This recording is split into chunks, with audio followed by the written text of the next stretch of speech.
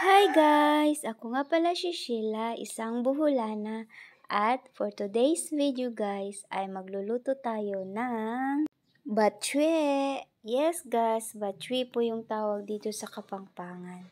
At guys, alam nyo ba, dito ko lang to natutunan kung paano magluto ng masarap. At masaya ako guys kasi meron nang naka-appreciate sa luto ko ngayon.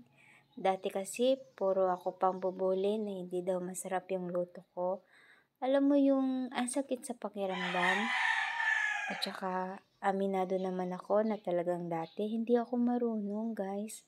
Kasi nga hindi tayo sanay magluto.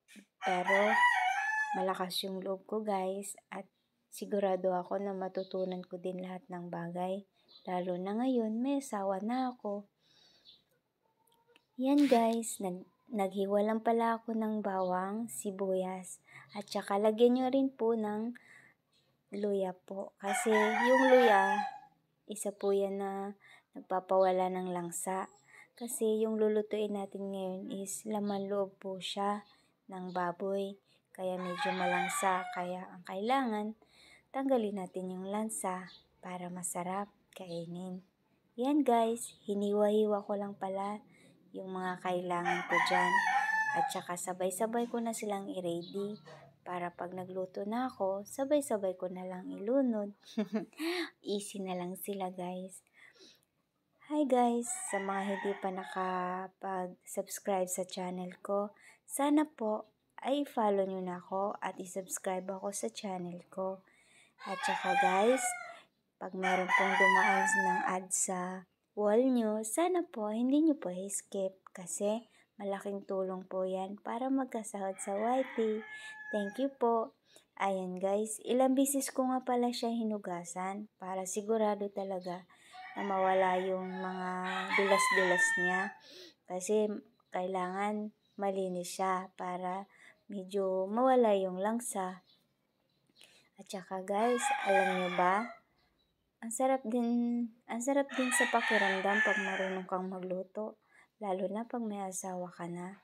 Yung bang tipong nabubusog mo siya, ganun. Tsaka after ko palang mahiwa lahat ng kailangan ko, kailangan linisin mo din yan kasi marami kasing langaw nga pumapasok pag hindi mo nalinis agad. Tsaka para maganda tingnan, kailangan malinis guys kasi lalangawin tayo. At saka guys, alam nyo ba, sarap din ang feeling na yung mapakain mo yung asawa mo sa sariling luto mo. Ganun. Tsaka nagsikap talaga ako na matutong magluto kasi dito sa Kapampangan, pag hindi ka marunong magluto, huhusgahan ka nila. Opo, ganun po sila. Kaya nung una ako dito, nabigla ako kasi puro panghuhusga ang natanggap ko dito guys, lalo na pagdating sa pagluto. Kaya pinagsisikapan ko talagang matuto.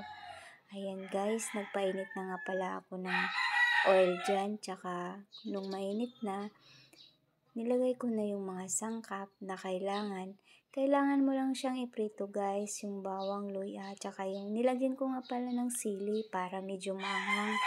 Kasi favorite ng asawa ko maanghang.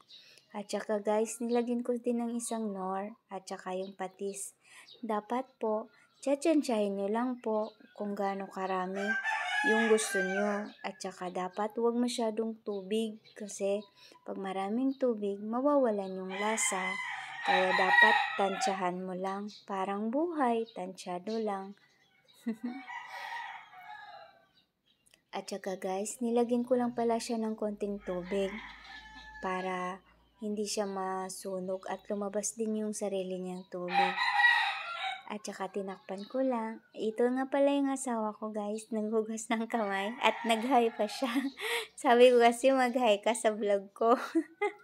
Ayan guys, after nang matuyo ng konti, ninitanggal ko na yung mga pinaghugasan ko dyan, pinagamit ko para malagyan ko naman ng iba. Alam nyo guys, nung una akong mag-asawa, nahihirapan ako kasi hindi ako marunong sa lahat ng bagay.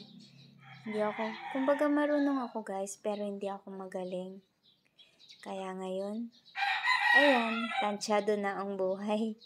Ganun lang. At saka guys, nung ano na siya, medyo natuyo na yung mga tubig niya na sarili niya ng tubig. Nilagyan ko na siya ng tubig. Ito na yung last na tubig. Ito na yung magiging pangpalambot niya guys. Yung tubig dito, dapat tansyado mo lang talaga para yung lasa ng baboy at saka yung nor at saka yung patis, hindi siya matabang, ganun. Kasi hindi na ako naglalagay ng kung ano-ano pa guys. Yun lang, patis lang at saka nor. Kaya dapat tansyado mo lang yung tubig para yung lasa malinamnam at masarap. Alam nyo ba guys, dati nung nagluto ako first time niyan, hindi masarap. And then, meron nagturo sa akin, kaya napagaling ko din. Salamat sa nagturo sa akin. At saka guys, ito nga pala yung dugo. Nung una, hindi ko alam kung paano linisin to. Pero ngayon, medyo alam ko na. Ganun lang pala yung paglinis niyan guys. Sasalain lang siya. At yung matira, yun yung panglagay mo. Tsaka kunin mo lang yung mga namumuo na itim. Yun lang yung kailangan. Tsaka after nyan, ilagay ko na sa dyan. And then, takpan mo muna. Lutuin mo lang guys ng ilang minuto. Pag nakita mong luto na, ilagay ko na rin yung pansit. Itong pansit guys, isa din to nagpapasarap. Nihugasan ko na ng maayos yan. Kasi nga, dapat lahat ready na. Kaya, maganda yung para ilunod mo na lang lahat. Ayan guys, so luto na yung pansit tsaka yung dugo. Kaya nilunod ko na yung gulay. Ito na po yung last na natin, mga sangkap.